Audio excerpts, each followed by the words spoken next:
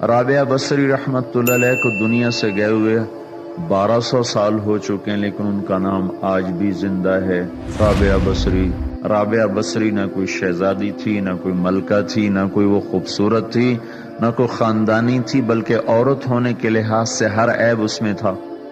ان کی عادت یہ تھی، وہ روزانہ عشاء کی نماز کے بعد غسل کر کے کپڑے بدل کے اپنے خامن سے پوچھتی آپ کو میری ضرورت ہے؟ اگر وہ کہتے کوئی نہیں ہے تو پھر پوچھتی مجھے اجازت ہے؟ وہ کہتے اجازت ہے تو پھر مصلی پہ کھڑی ہو جاتی ہے اور فجر کی نماز تک مصلی پر کھڑی رہتی تھی۔ ان کا خامن جلدی فوت ہو گیا، جوانی میں ہی بیوہ ہو گئی۔ تو حسن بصری بصرہ کے امام، کیا سارے مسلمانوں کے امام تھے، وہ خود آئے، خود چل کے آئے کہ میں آپ سے شادی کرنا چاہتا ہوں۔ وہ کوئی شادی کا شوق نہیں تھا ان کو، وہ تو اولاد کے قابل نہیں، شکل صرف ان کی نیکی اور ان کا جو اللہ سے تعلق تھا، ان کو یہ لالچ ہوا کہ یہ میری بیوی ہو جائے تو اس کی طفیل شاید میری بخشش ہو جائے۔ تو ان کے پاس آئے، کہنے لگے رابعہ میں آپ سے شادی کرنا چاہتا ہوں، خود پیغام لے کر آئے۔ تو انہوں نے فرمایا میری 4 باتوں کا جواب دے دو تو میں شادی کر لیتا۔ کہنے لگے کیا؟ کہ یہ بتاؤ میں جنتی ہوں کہ دوزخی ہوں؟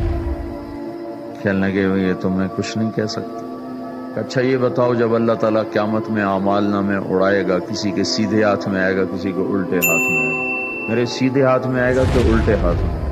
کہنے لگے یہ بھی کچھ نہیں بتا سکتا۔ کہنے لگے اچھا یہ بتاؤ جب اللہ نیکیوں کو تولے گا، کسی کی نیکیاں بڑھ جائیں گی، کسی کے گناہ بڑھ جائیں گے، میرے گناہ زیادہ ہوں گے نیکیاں زیادہ ہوں گی؟ کہ یہ بھی نہیں بتا سکتا۔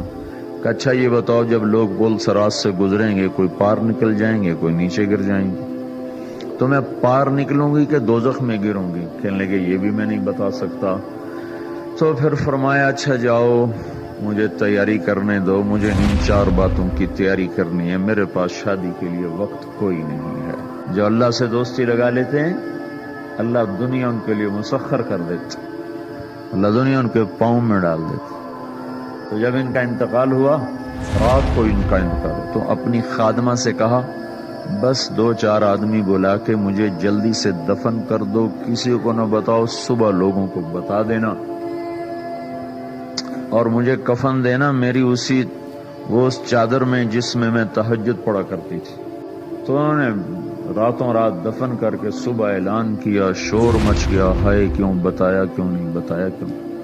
تو اگلی رات ان کی خادمہ نے ان کو خواب میں دیکھا، سبز لباس پہنا ہوا، حسن و جمال، سورج چہرے پہ چمک رہا۔ پوچھا آپ کے ساتھ کیا ہوا؟ کہا میرے اللہ نے میرے ساتھ بہت عمدہ معاملہ کیا۔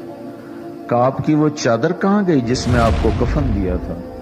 کہا وہ اللہ تعالیٰ نے اتار لی ہے اور مجھے جنت کا جوڑا پہنایا ہے، اور اس چادر کو اللہ نے سنبھال کے رکھا ہے، جب قیامت کے دن میری نیکیوں کو اللہ تولے گا تو اس چادر کو بھی اس میں تولے گا۔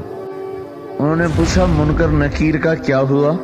کہا وہ آئے تھے تو انہوں نے مجھ سے کہا من ربکی، تیرا رب کون ہے، تیرا رب کون ہے؟ تو میں نے منکر نکیر سے کہا جس اللہ کو 40 سال نہیں بھلایا اس کو 4 ہاتھ زمین کے نیچے آ کر میں بھول جاؤں گی؟ کہ جس رب کو 40 سال میں نہ بھلا سکی اس کو 4 ہاتھ زمین کے نیچے آ کر میں بھول جاؤں گی؟